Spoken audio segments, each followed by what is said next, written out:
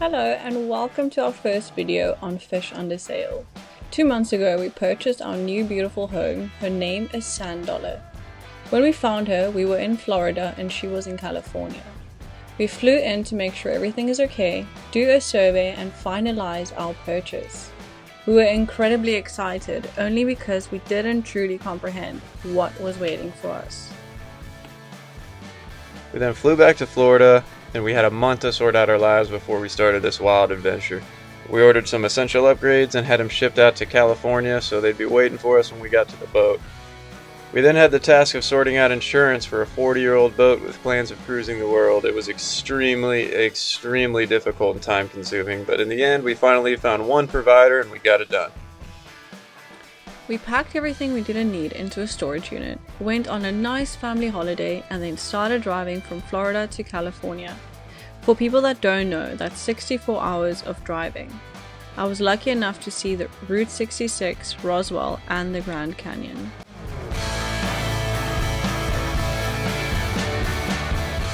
We've arrived on the boat, and we're welcomed by a little guest. Okay, we're open, baby. Let's start loading. Quick tour of the boat right now. You have to put the fridge here. Man, it's just such a mess right now. Tools are everywhere. This entire area is covered, and then we're to the outside.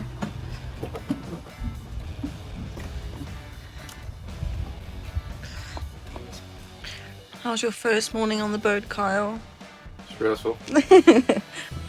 Okay, so this is the state of the kitchen right now. I'm currently cleaning and then I'll start packing stuff away. All the cupboards and everything is cleaned now. So now I'll start. This is what was on the boat, so I'll sort that out.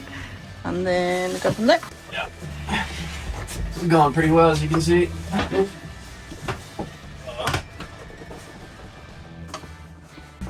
No, bro, it's too small.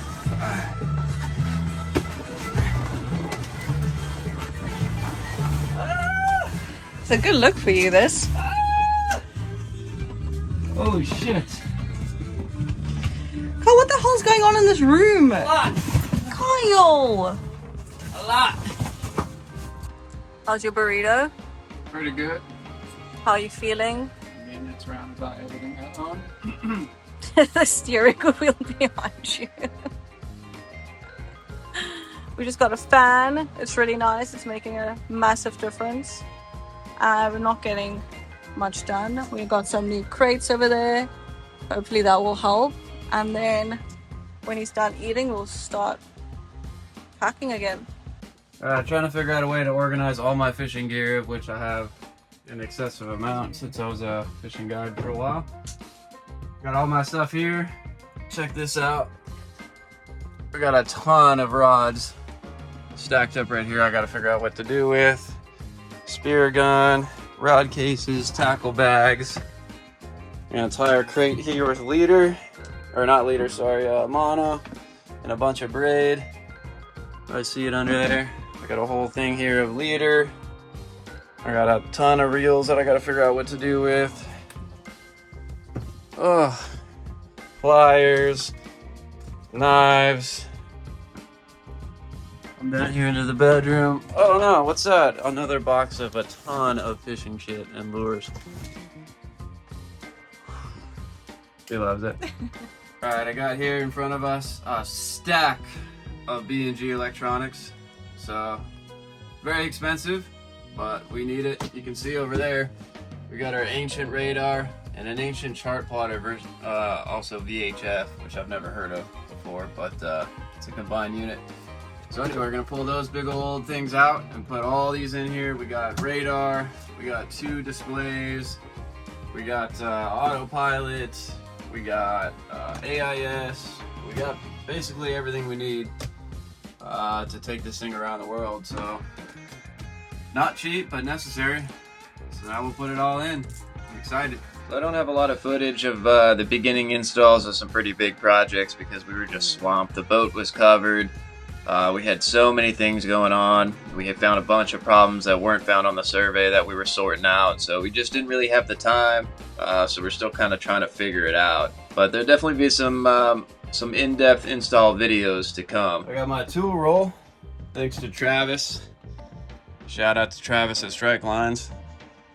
Put me onto this tool roll. This is the best thing for working on boats. You can just roll it up, have all your stuff open, things on it, roll it up, move it to the next project, roll it up, move it to the next project. It's perfect. Now we're on the back side. This is behind the navigation station here, all of our wiring. So I'm gonna pull out the wiring from the old radar, which I believe I have to access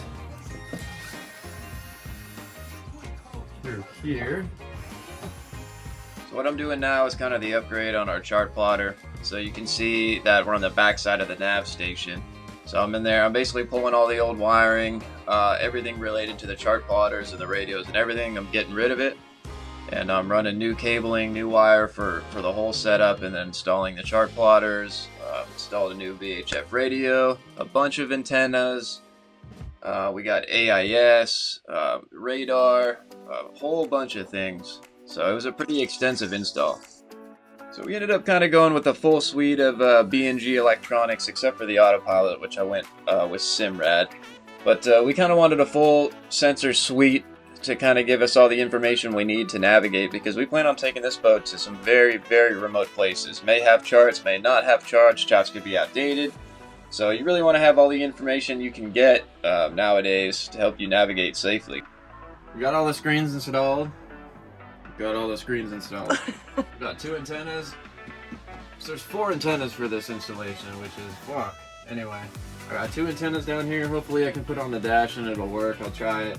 And we got 2 antennas up top. And then, scoot back, baby. We're gonna tie that and the chart plotters and everything into one system through NMEA 2000. That's this Lego thing here. So I'm trying to put together. So you got power going to your NMEA backbone, then you're going to make your backbone by extending all these things on here. You basically need one of these junctions for every device you're going to tie into your system.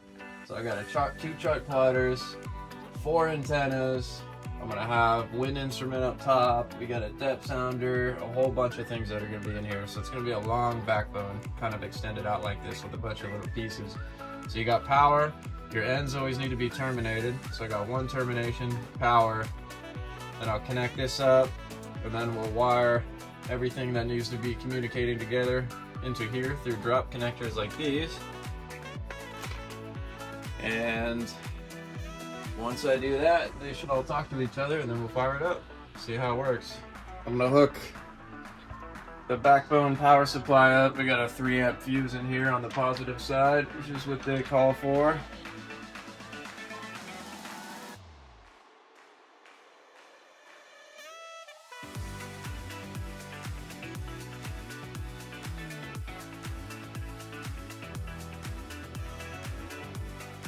I got power hooked up to our NMEA backbone here, and I'm gonna start building it out and start connecting our antennas and chart plotters.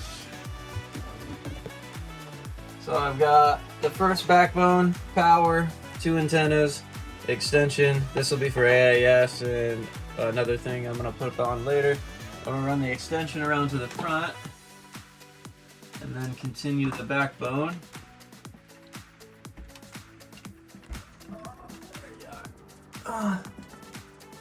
Yeah.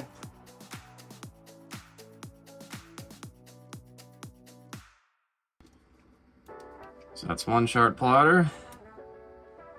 We go grab another segment. Alright, I'm hooking our second one up to our second backbone. And here goes the final chart plotter. I'm going to tidy up the wires and everything at the end and reroute it probably. I'm just connecting it to make sure we're operational. Alright, and then you need a termination on every end. Okay.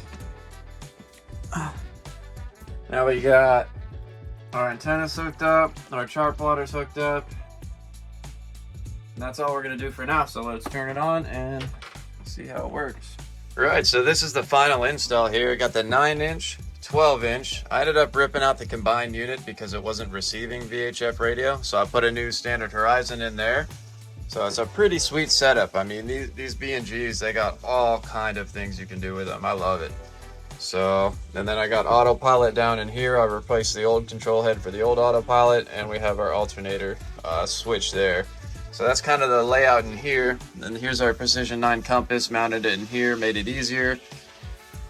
We've got a compass under there, and we have two up on the roof. Excuse the hanging wires, because I got other problems we're troubleshooting, but that's the final setup here. I'm pretty happy with it. It's nice. Our refrigerator slash freezer in the boat is not working, so I troubleshooted it. It's out of refrigerant, so there's probably a leak somewhere. But anyway, I'm gonna try to recover it. I bought this servicing kit, so I'm gonna try to recover what's left of the refrigerant with this vacuum pump, and then when it has a good vacuum, I'm gonna try to service it with refrigerant. See if we can get it to work. So right now we got our gauge here hooked up to the vacuum pump and hooked up to the low pressure side of our refrigeration compressor. And now I'm gonna run this vacuum pump until we get a good vacuum.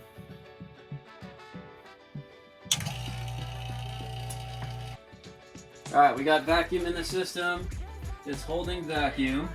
So, that wasn't good. Anyway, I hooked up our can of refrigerant, R134A. Now, we're gonna service it according to NovaCool, 3 to 5 PSI on the low pressure side, which isn't much, so I have to go real slow.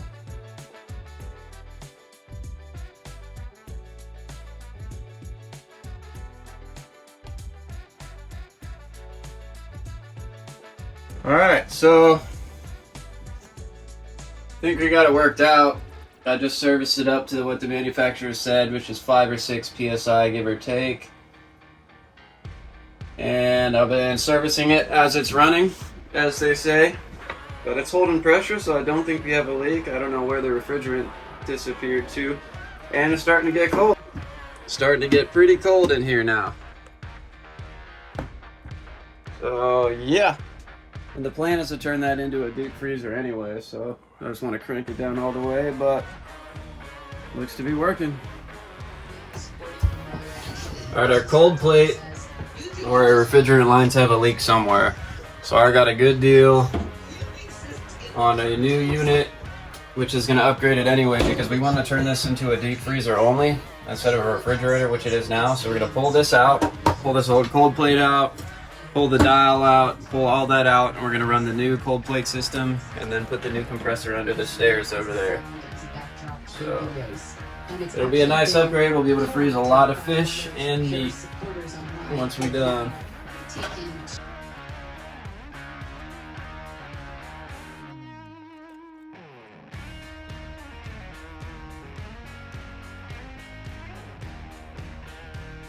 Okay, so the cold plate is in. We're just balancing it on some water. But so the line is going through there. Then it goes through the cupboard over there. And then it goes over here. I'm so happy to say it's a success. So this, all of it started freezing about 2 hours later. This is all frozen, everything in here. Frozen. So this is amazing. This is exactly what I wanted. A big ass freezer. Super chuffed.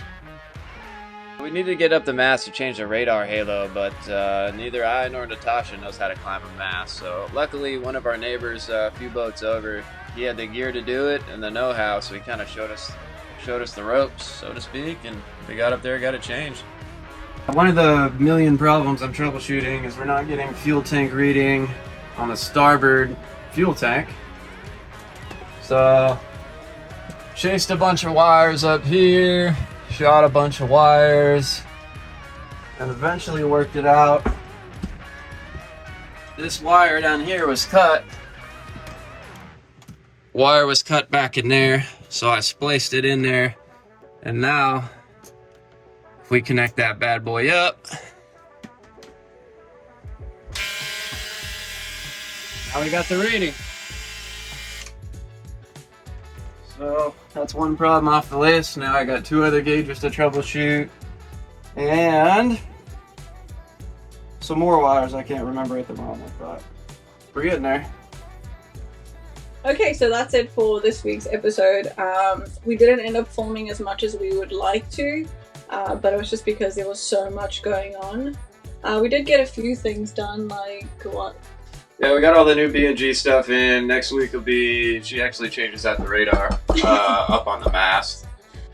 Yeah, the fridge troubleshooting we did, that was all for nothing. There's a leak in refrigerant in the copper piping, so we pulled that out and we ended up replacing that. That'll be coming as well. But yeah, we just didn't film a lot. It was just a ton of problems we need to get it sorted out. We're kind of on a tight timeline to get to Mexico. So. And we didn't really reckon that there was going to be so much to do, as when we did the survey initially, there was we didn't think there was so much wrong with the boat.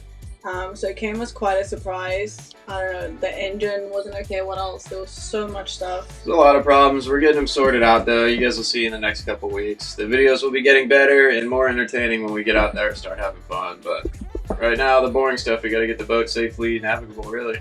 Yeah. So hope to see you guys next week, and please like and subscribe and do all that stuff. This is quite an important time. It's an important time, so please support us, and then hopefully we'll see you again next week.